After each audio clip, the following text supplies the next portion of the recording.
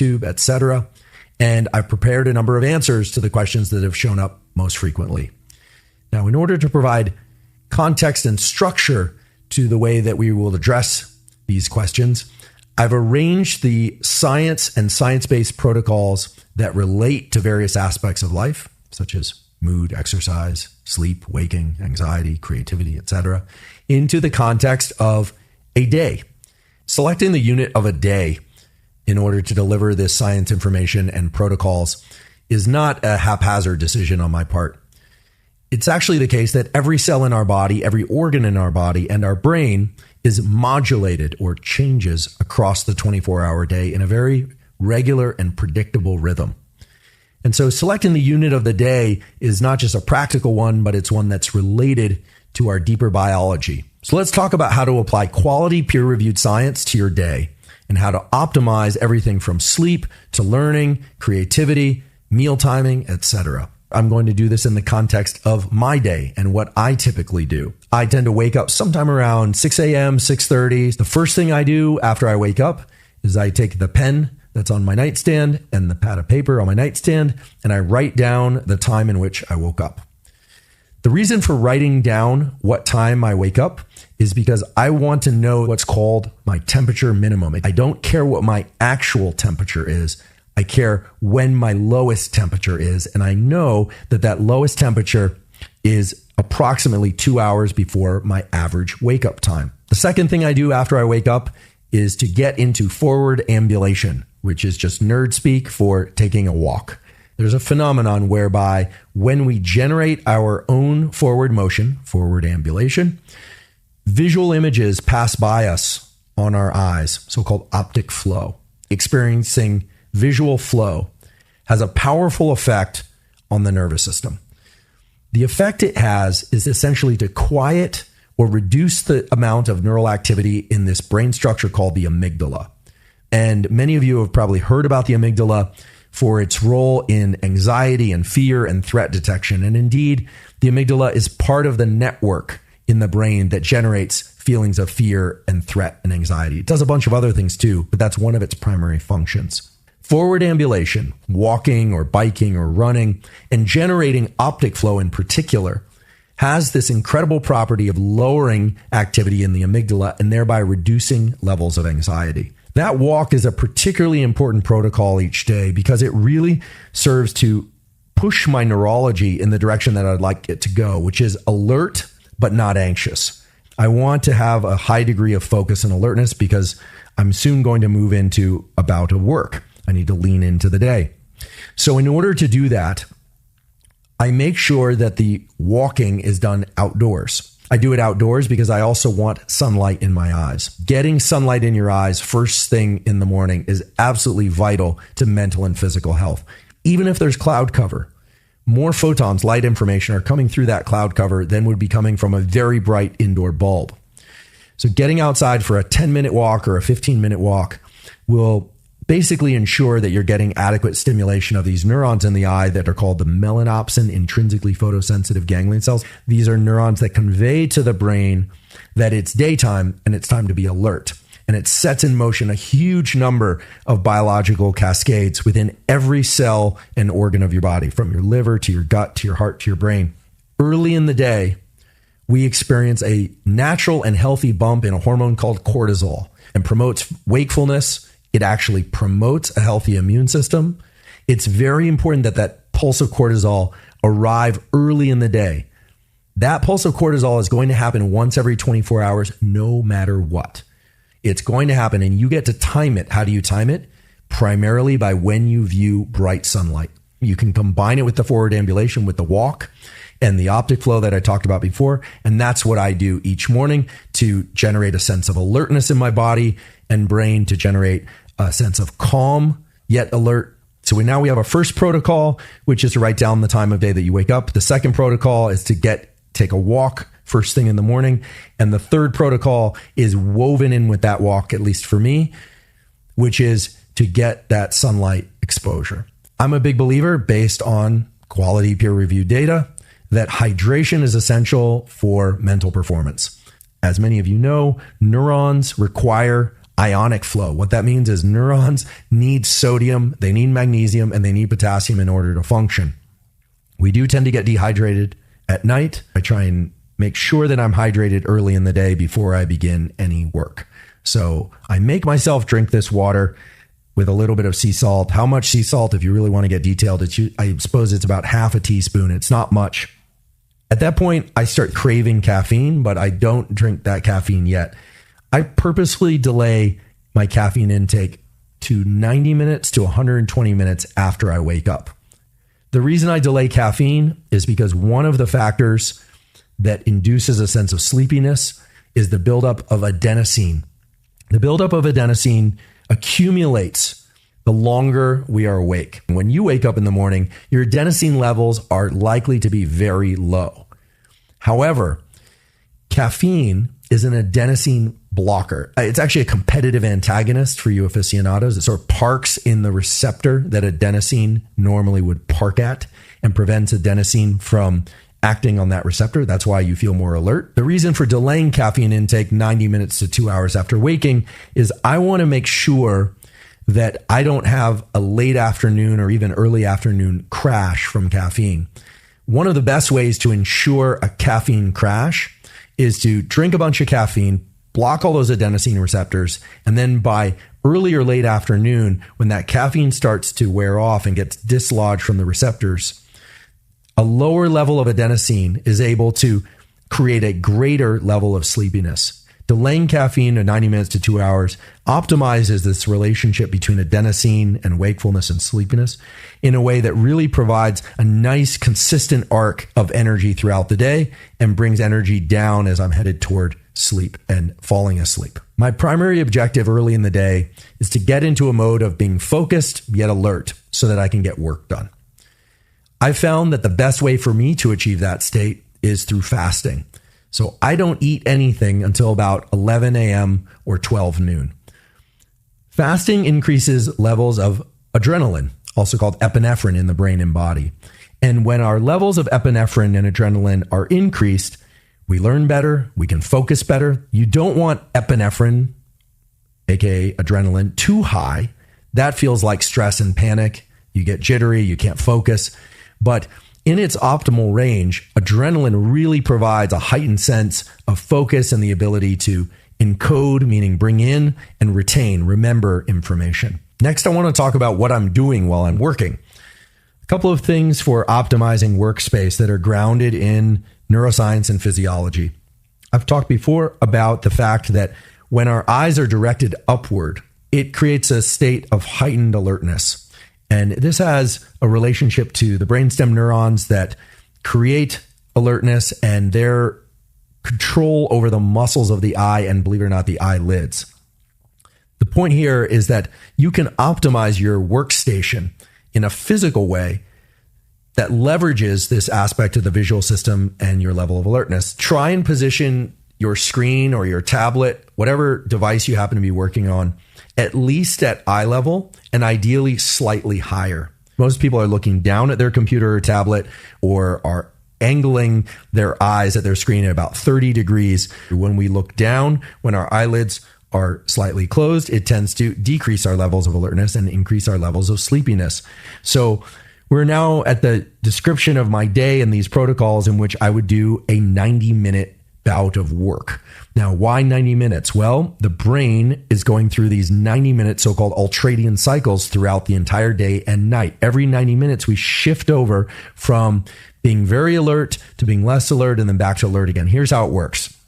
At the start of one of these 90-minute ultradian cycles, my brain is not quite engaged in whatever it is I'm trying to do, but I set a timer for 90 minutes.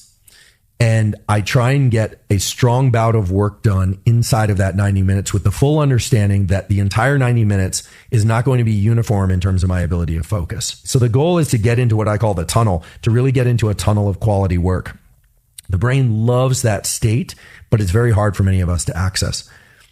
My phone is absolutely off. It's not on airplane mode. It's absolutely off during this time. In addition, I use low-level white noise. White noise, which is essentially all frequencies of sound, or all frequencies of sound that we can perceive, mixed up kind of randomly. There's no structure to it. Turned on at a low volume puts the brain into a state that's optimal for learning and workflow. So everything about this 90-minute block, from the low levels of white noise to the position of my computer, how I'm standing and where my eyes are positioned, is geared towards putting me in this tunnel of work. And I have to say that while it can be a challenge to try and achieve this state and this tunnel of work, some days you start to get kind of addicted to it. It feels really good. It's like a workout for the mind. And it is something that as you exit that 90 minutes, you really feel like you've accomplished a lot, because often you have. And it just feels deeply satisfying. And I'm convinced that that's because of the release of neuromodulators like dopamine and the norepinephrine that's circulating in your system. And I want to be clear that I'm not perfect about this 90 minutes. Occasionally I get drawn away, but I really try and achieve this most, if not every day that I'm alive, because for me, that work session is kind of holy. There's a powerful way in which you can place the timing of this 90-minute work bout in an optimal way.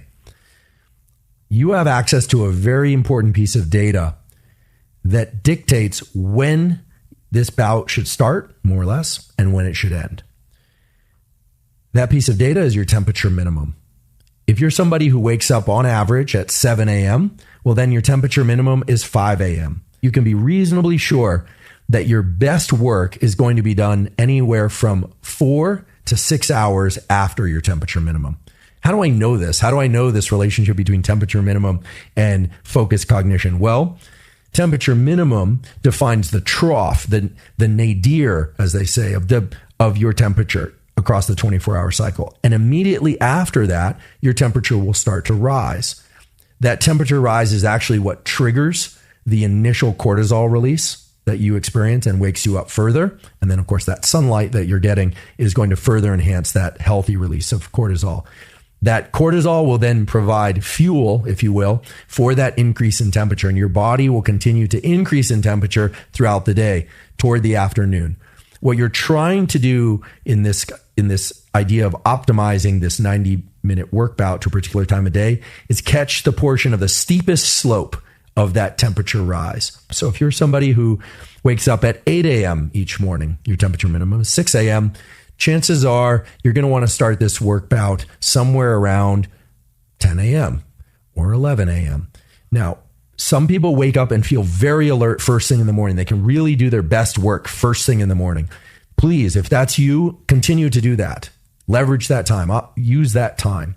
But if you're somebody who struggles to find focus, definitely let your physiology and this rise in your body temperature support your efforts to focus, rather than trying to do your best work at times of day when your physiology is actually directing your body and your brain toward defocus and towards being more lethargic. It just is setting yourself up for success when you try and capture this rising phase of your temperature. Data going back to the 1990s supports the idea that physical movement of particular kinds can support brain health and brain function, both in the immediate term and in the long term. So after I've finished a bout of work, this 90-minute bout of work, I force myself to do some sort of physical exercise that is going to be supportive of my brain health and brain function and organ health and bodily function in general. Now, there are various forms of physical activity, or what we call exercise, but those can generally be batched into two categories. First is strength and hypertrophy work. So physical movements that are designed to make you stronger and or make your muscles larger. There's also endurance work, physical exercise and movements that are designed to allow you to do more work over time, or to extend the amount of time that you can do work of any kind, both physical and mental. The data all point to the fact that working out hard for longer than an hour can actually be detrimental because of the way that it raises cortisol. And cortisol can be a good thing if it's appropriately timed and in the appropriate low levels, but you don't want to have your cortisol levels up throughout the day or have big spikes of cortisol repeatedly. So keeping workouts relatively short can definitely help with that. Endurance work and strength training or hypertrophy training done in combination, meaning not necessarily in the same workout, but done across the week, is immensely beneficial for the production of things like brain-derived neurotrophic factor, for limiting inflammatory cytokines like IL-6, for promoting anti-inflammatory cytokines like IL-10, provided that exercise is of the proper duration and that it's not so intense that you're actually creating damage to the various systems of the body. What about the structure of the actual workouts? Well, approximately 80% of the resistance training you do should be resistance training that doesn't go to what they call failure, where you can't actually move the resistance anymore. The other 20% can be of the higher intensity to failure type training. That 80-20 rule of less than failure and work to failure in the resistance exercise regime can be transported or translated to the endurance exercise portion by focusing on that thing that we're familiar with, which is the burn. When we're running hard or cycling hard, we'll experience a kind of burning of the muscles that's associated with the lactate system. And actually, the lactate system is its own form of fuel for the brain. And so there's increasing interest in generating the lactate or pushing past that lactate threshold for small portion, 20% or so of endurance work in order to support brain health and function. So on any given day, I finish that work block and I train. I do some sort of resistance or endurance training. I put those on alternate days or different days rather. So we've now talked about the arc that spans all the way from waking to a morning bout of focused work to physical training. I have not mentioned ingesting anything or nutrients. One of the most common questions I get are, what should I eat for my brain? Well, ironically enough, one of the best things you can do for your brain is to not eat. But of course, we all have to eat sooner or later. So let's talk about food timing first. As I mentioned, I eat my first meal sometime around noon, plus or minus an hour. The volume of food is also important. If you eat a large volume of anything, because it diverts blood to your gut, you will feel lethargic and you will have less blood going to your brain. That seems like a simple and trivial fact, but if you want to be able to think, you can't ingest large volumes of anything into your gut. So for lunch, I do emphasize slightly lower carbohydrate or low carbohydrate intake for the simple reason that adrenaline and dopamine and their associated neuromodulators are going to support alertness. So for me, I fast up until about noon. Then I eat a lunch that consists of some sort of protein thing, like some meat or some chicken or some salmon and some vegetables, etc. And if I've exercised previously, which I do, as I mentioned, 5 days a week, then I will ingest some starches. I'll ingest some bread, or rice or oatmeal and butter and nuts and things like that. But I will keep the total amount of carbohydrate a little bit on the low side, or if I haven't trained, I won't have any carbohydrate at all. Not because I'm ketogenic, but because starches cause the release of serotonin in the brain and lend themselves to a state of sleepiness.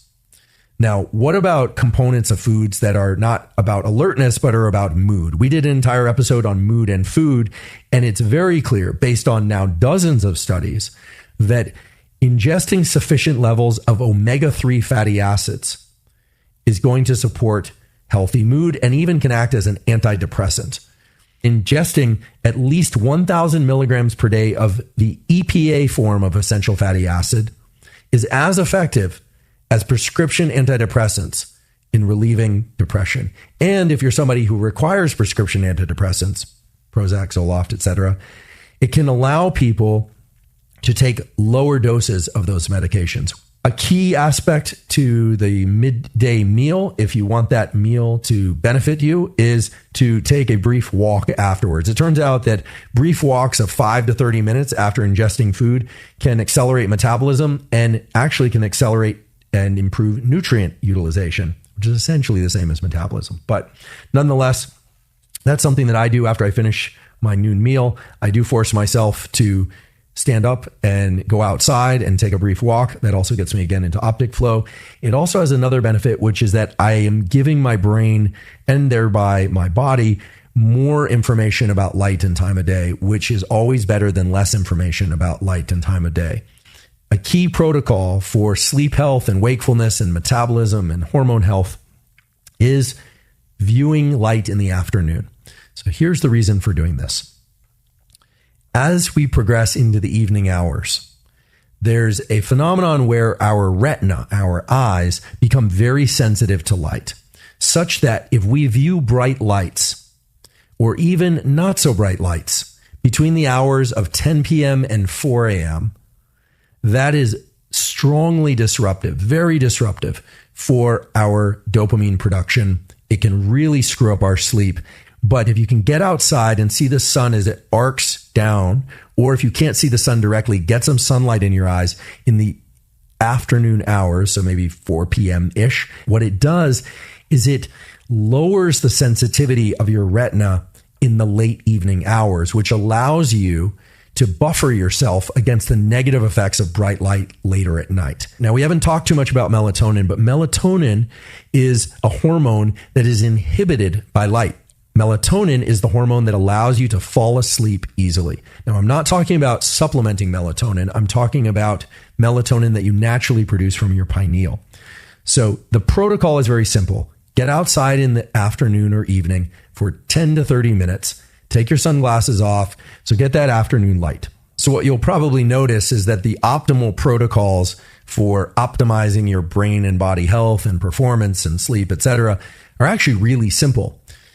But just because they're simple does not mean that they are not powerful. In fact, they are very powerful because they leverage the most powerful technology that exists, which is your nervous system. What we are talking about today are really basic things that we can all do that can steer our neurology and our biology in the directions that are going to support workflow, that are going to support hormones, that are going to support brain function. So at some point in the evening, I eat that thing that we call dinner.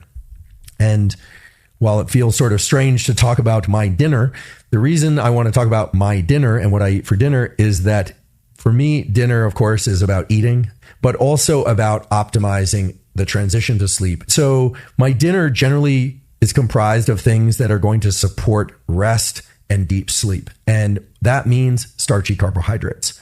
It's absolutely clear that one of the major ways that we can increase serotonin, which helps in the transition to sleep, is by ingesting starchy carbohydrates. So my dinner is carbohydrates and some protein. So maybe some chicken or fish or something like that, maybe some eggs, or sometimes just pasta or just rice and vegetables. And that's because I enjoy those foods, but also because I want to increase the amount of serotonin in my brain so that I can actually fall asleep that night. Many people who are on low carbohydrate diets struggle with falling and staying asleep. And that's because it's hard to achieve heightened levels of serotonin, which are necessary to enter sleep. I should also mention that melatonin and serotonin fall in the same pathway. They are related hormones and neuromodulators. Essentially, what we're talking about is a system that's biasing us towards rest and relaxation as opposed to wakefulness. You might ask, well, can't I just take serotonin? Can't I just take 5-HTP or a precursor to serotonin or tryptophan? And indeed you can. However, many people, including myself, find that when they supplement with serotonin in the evening or at night, that can cause problems in the architecture or the structure of sleep. It can cause a lot of people, including me, to fall asleep very fast, sleep very deeply for 3 or 4 hours, and then wake up and have a terrible time falling back asleep. And that effect, at least for me, can last several days. It's really disruptive. So I don't like to supplement with anything that is directly dopamine or a precursor to dopamine at any time, or directly serotonin or a precursor to serotonin. Rather, there are other things that can enhance the transition to sleep safely, which we will talk about in a few minutes. But the evening meal consists largely of carbohydrates for that specific purpose of generating a sense of calm. And of course, carbohydrates are delicious. And because I'm doing some physical training, and presumably you are as well, or I hope you are, because it's so beneficial to one's health, that's also going to replenish my glycogen stores, which is one of the primary fuel sources for moving one's muscles and moving around and doing exercise, as well as for the brain and for cognitive function. So let's talk about sleep and how to access sleep. One way to do that is to leverage the drop in temperature that's necessary to fall and stay asleep. So as I mentioned earlier, in the early parts of the day after waking, our body temperature is rising, and that continues throughout the day. And then sometime late in the afternoon, our temperature peaks, and then it starts to drop. That drop in temperature of 1 to 3 degrees is vitally important for us to be able to fall asleep easily. One way that we can decrease our transition time into sleep is to accelerate that drop in temperature. And one way to accelerate that drop in temperature, somewhat counterintuitively, is to use hot baths, hot showers, or if you have access to one, a sauna. Now, this is counterintuitive, but actually, if you are to get into a sauna or a hot shower or a hot bath and then get out, your body is going to engage particular mechanisms for cooling itself off that are going to allow you to drop your temperature more quickly and fall asleep more easily. It is absolutely true that keeping the room very dark is beneficial. The other thing is keeping the room cool. The reason keeping the room cool is useful for getting into and staying asleep is that throughout the night, there are phases of sleep where you are paralyzed, so-called REM sleep. That's a healthy paralysis, presumably so you can't act out your dreams. But there are portions of the night where you can move. And one of the more important movements that you do in the middle of the night is put your hand out or your foot out, or you take your face out from under the covers as a means to cool yourself. You're actually allowing cooling of the body through what are called AVAs. Arteriovenous asthmoses is the technical name, that are in the palms, the upper half of the face, and the palms of the feet.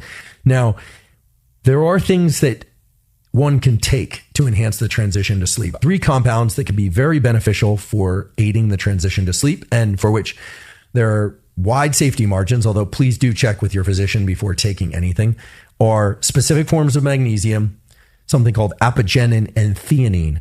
Magnesium comes in many forms. Magnesium threonate, that's threonate, threonate, and magnesium biglycinate have transporters that allow them to cross the blood-brain barrier more readily than other forms of magnesium. And there within the brain, they promote the release of a neurotransmitter called GABA, which is an inhibitory neurotransmitter, which shuts off the forebrain to some extent. It doesn't shut off completely, but it essentially shuts down thinking, rumination, planning, and what we call executive function.